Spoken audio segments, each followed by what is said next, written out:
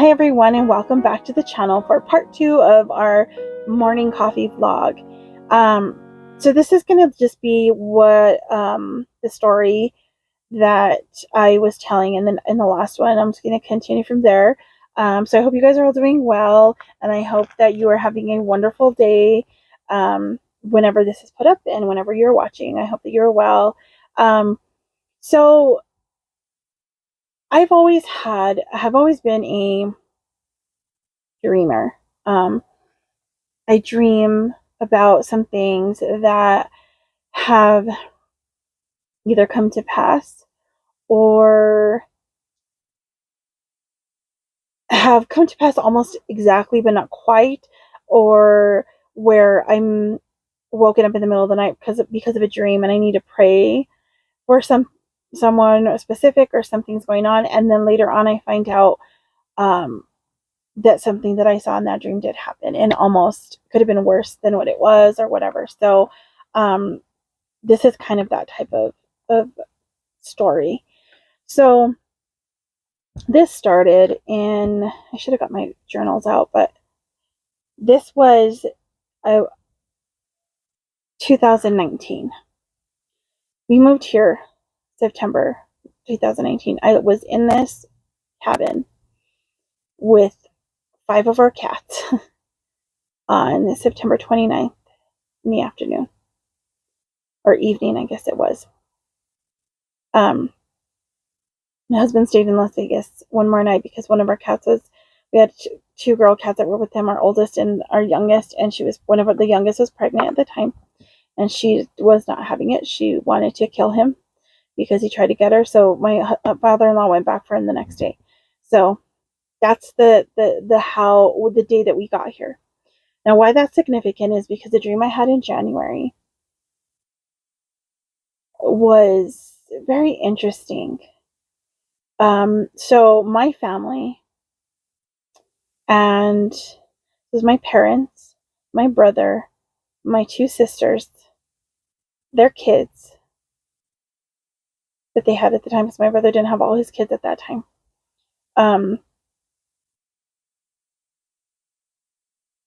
And who else was there?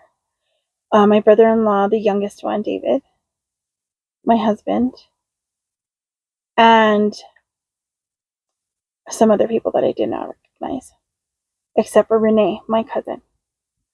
Now, the dream started out with my brother's cooking in the kitchen. I see his face. Everyone else, I just know they're there. I didn't see my husband's face. I didn't see my brother-in-law's face, my sisters. I just knew they were there because I could hear them talking. Even my mom, I didn't see.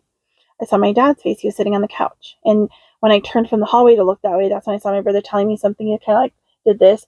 And then I saw my dad. And he wasn't as clear as my brother was, but I could see his face more so than the other ones. And we were all gathered together to eat together and have some time together. And remember it being like darker. So I don't know if it was daytime, but it seemed like maybe it was a cloudy day or something because it was dark inside.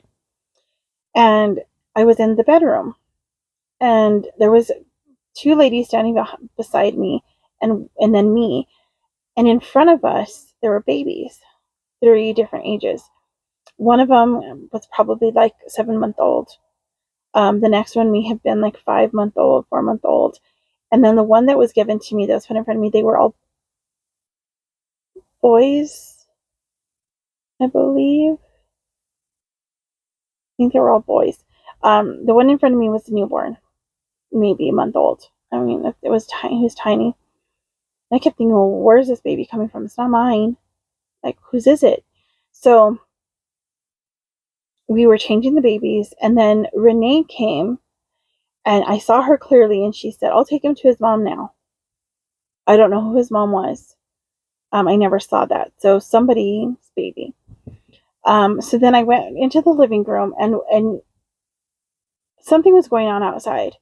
And I opened the door to look out, and see, at the time, the mobile home we were living in had some stairs that go outside, right? But there was a room attached to the front. They had built this like extra room onto it. But in the dream, that room was gone.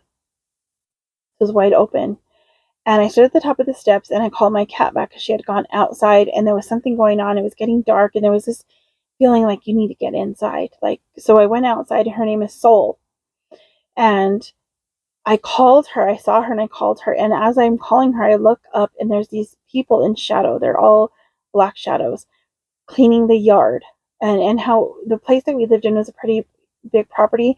There was the Armo home in the front that we were renting, and then there's this big like lawn area. There is a ditch, and then down at the bottom was our landlord's shop, another rental, and a big garage kind of thing, and just other random stuff around, right? Well, these people were cleaning the whole entire yard area down by his house, and there was a camper, a truck camper or some type of camper down at the bottom that I could kind of make out, and they were cleaning and picking up trash bags and moving wood, and I kept thinking, what? Who are these people and why are they here? But they were all in black shadows. I call my cat. She comes in. I close the door. I go inside, and before I close the door, I'm turning, and so I'm facing towards like the west-ish, like northwest type. Well, I think it's about the northwest, but out of what would have been like the east of that area, I could hear a voice loud and clear. And all I hear is, you need to get out of here by September 29th half day. I was like, what? And it was like a man's voice, right? And I was like, what in the world is this, right? And I kept thinking, even in my dream, I'm like, my conscious mind can kind of change things in my dream or ask questions in my dream. I don't know how I do that. I change my dreams. I question myself in my dreams and all sorts of stuff. But anyway, I heard that. I went back in. And then I woke up. So months and months pass. Maybe this was, it might have been, I'm not even sure. A few months later, though. It was before the summer. I remember that. So it might have been like Marchish. I had another dream.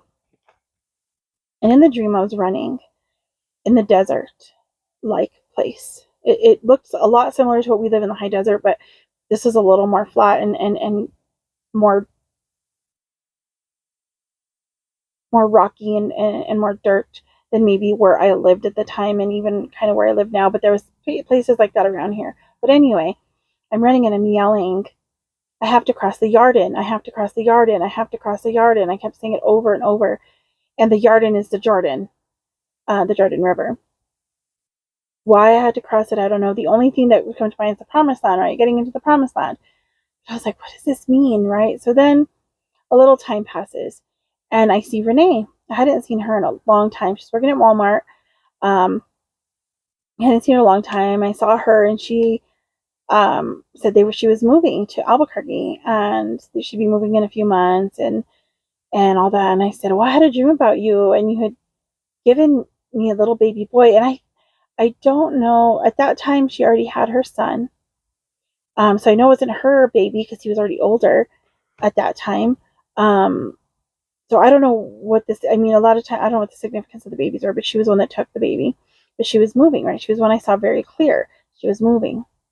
Okay, so come the summer. I didn't realize this at first, but then one day it just hit me. The dream came back, right? Well, there was a couple, a man and his wife, were staying in a camper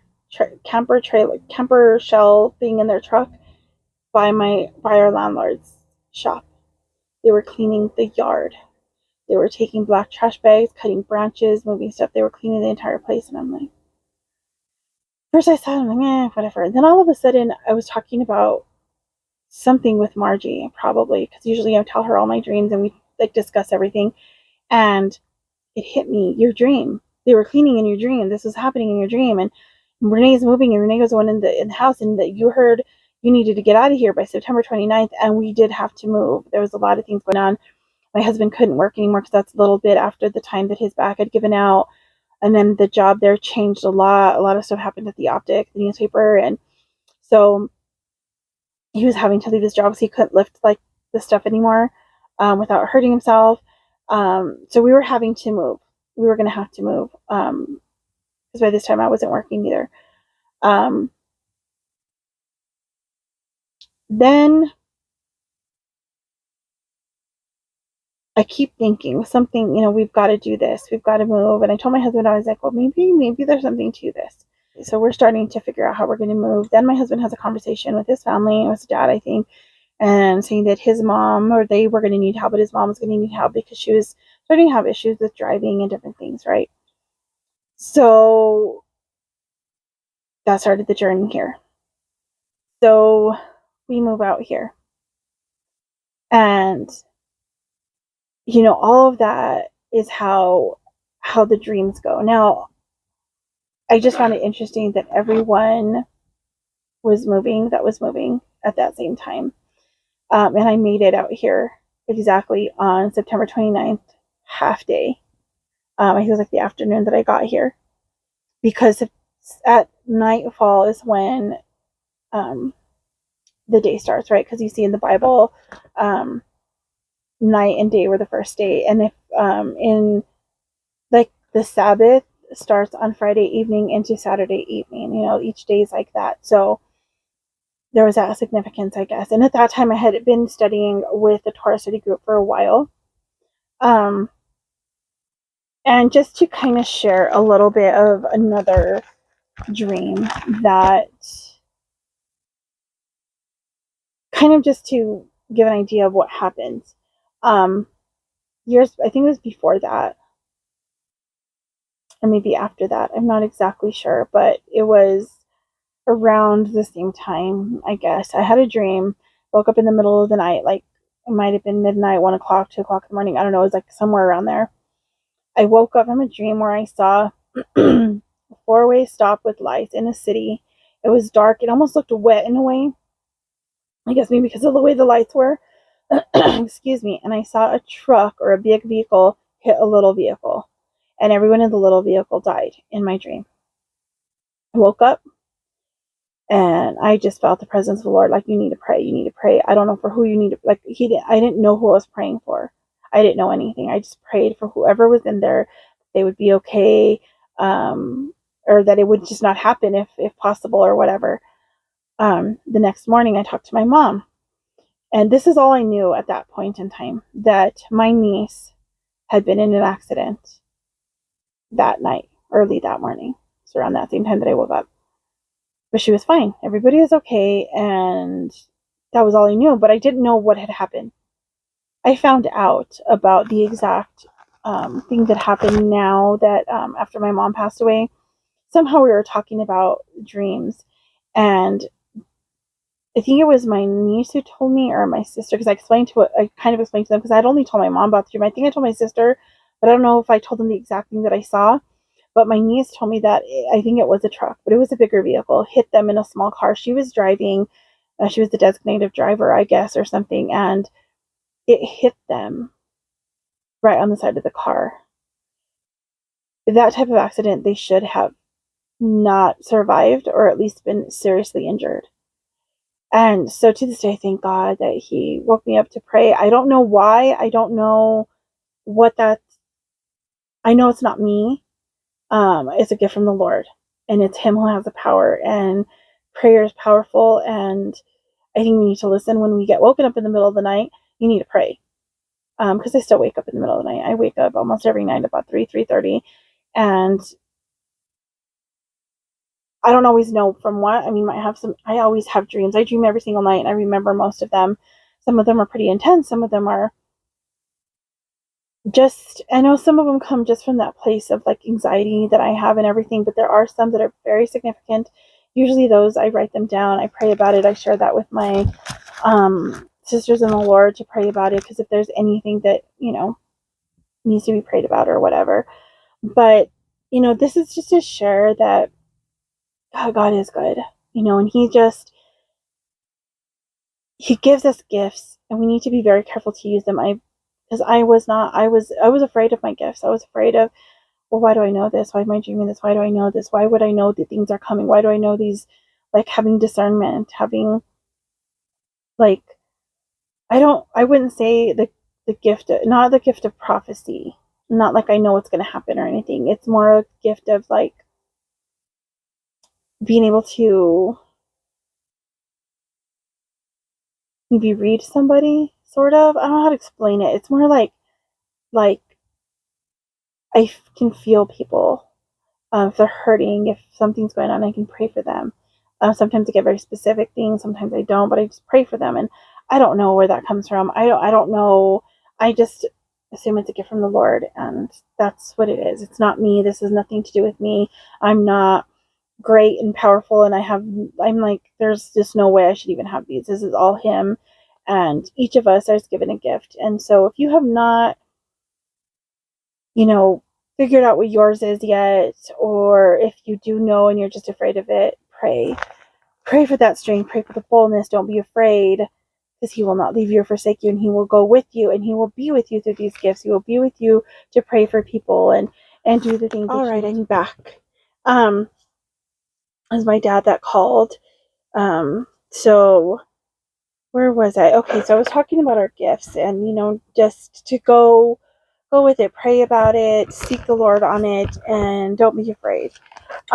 So now as far as the updates, hold on. There goes Grab moving again. Okay. As far as the updates, so I have a pre-op appointment coming this afternoon. I'm really not looking forward to that operation. I'm hoping to get a local anesthetic and not be put to sleep. I don't know what's going to happen, but we'll see. Then the injection's coming, right? So all this stuff was going on right at the time that I had read this, right before and right after. These were the appointments I was waiting on, like test results and stuff. And when the test results came in, this was the thing that I had to do, this procedure. Also having to have, waiting on some blood work, also with the injections and having to do blood work. As a matter of fact, I've got to do that today. I hope I don't forget. And then also I had to have a mammogram, so I'm waiting on those results. It's just a lot of things when you get older. But all that was causing anxiety and fear and just worry. What's going to happen? What's going on? I think that is it. I think that's the only update that I have. And hopefully I can get this one up for you guys on Tuesday, or maybe even this afternoon on Monday, because I'll put the other one up and then I'll either put this one up later tonight or tomorrow morning or whatever. I don't know. But hopefully everything will go in order. And I do have something already ready for Wednesday. It's another chronic illness one. I will get back to the Love Heals book soon. Hopefully it'll be maybe not this Wednesday, but the following Wednesday. And I think that is it for now. I will see you guys in the next one. God bless you. Bye.